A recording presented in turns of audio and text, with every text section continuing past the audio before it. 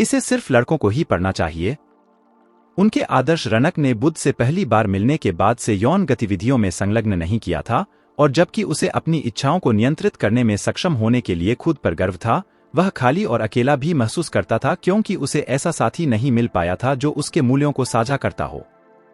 एक दिन जब वह गांव से गुजर रहा था, उसकी नजर एक महिला पर पड़ी जो भारी बोझ उठाने के लिए संघर्ष कर रही थी। रनक को यह जानकर सुखद आश्चर्य हुआ कि जब रनक उसकी सहायता के लिए आया और भार उठाने में उसकी सहायता की तो वह महिला उसके आदर्शों और नैतिकताओं को साझा करती थी। जैसे जैसे वे चलते गए, वे बातें करने लगे और एक दूसरे को जानने लगे। जैसे जैसे उनकी दोस्ती विकसित हुई, रनक को यह जानकर सुखद खुशी हुई कि वह महिला उनके विचारों और मूल्यों को साझा करती है। वे जुड़े और एक साथ आने का फैसला किया। रनक को सेक्स का वास्तविक मूल्य समझ में आया। पहले उन्होंने इसे केवल एक शारीरिक कार्य के रूप में माना था, लेकिन अब उन्होंने इसे प्यार व्यक्त करने और जीवन को आगे बढ़ाने के साधन के रूप में पहचाना।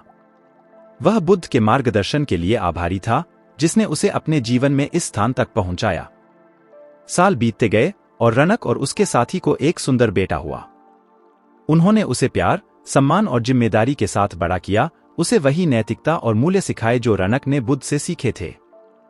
रनक को अपने जीवन के प्रति आभारी महसूस हुआ और वह जानता था कि उसने बुद्ध की सलाह का पालन करके सही निर्णय लिया है। 4 महान सत्य और अष्टांगिक मार्ग, जिसे उन्होंने टिली के दैनिक जीवन में लागू करने का प्रयास किया। रेनिक को एहसास हुआ कि नैतिक और आध्यात्मिक जीवन जीना आसान नहीं था, बल्कि सच्ची खुशी और आंतरिक शांति प्राप्त करने का यही एकमात्र साधन था। उन्होंने बुद्ध की शिक्षाओं को सुनना जारी रखा और नियमित रूप से उनके व्याख्यानों में भाग लिया। बढ़े और दूसरों को भी ऐसा करने के लिए प्रोत्साहित करें। हमें प्रेम, ज्ञान और करुणा की विरासत भी छोड़नी चाहिए क्योंकि हमारी आत्मा हमारे जाने के बाद भी कायम रहेगी। रनक और गौतम की कहानी में बुद्ध हमें कई महत्वपूर्ण सत्य बताते हैं। सबसे पहले, यह नैतिक और आध्यात्मिक जीवन जीने के महत्व को प्रदर्शित करता है।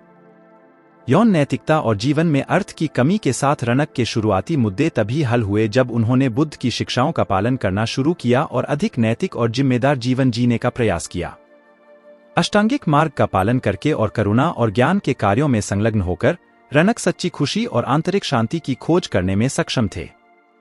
दूसरे, कहानी हमें अपने कार्यों की जिम्मेदारी लेने और जीवन में हमें दिए गए संसाधनों की सराहना करने का महत्व सिखाती है।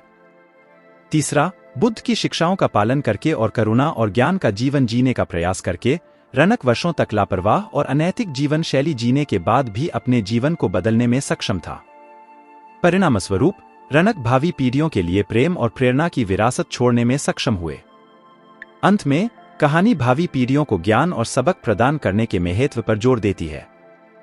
अपने ज्ञान और बुद्धिमत्ता को आगे बढ़ाते हुए हम अपने पीछे प्रेम, करुणा और प्रेरणा की एक विरासत छोड़ सकते हैं जो हमारे जाने के बाद भी दुनिया पर प्रभाव डालती रहेगी। रनक ने न केवल नैतिकता और आध्यात्मिकता का जीवन जिया, बल्कि उन्होंने बुद्ध की शिक्षाओं को दूसरों के साथ साझा किया और उन्हें भी ऐसा करने के लिए प्रेरित किया।